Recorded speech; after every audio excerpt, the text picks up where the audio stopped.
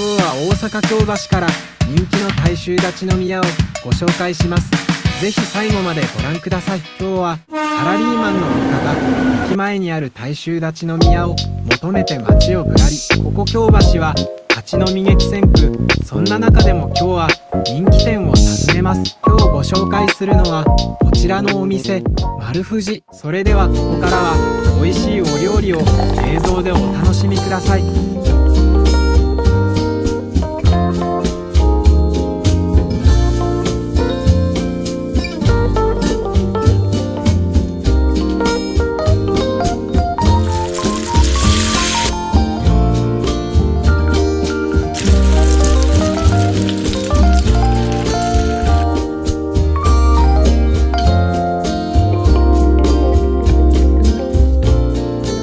あなたもぜひ丸富士で楽しい時間を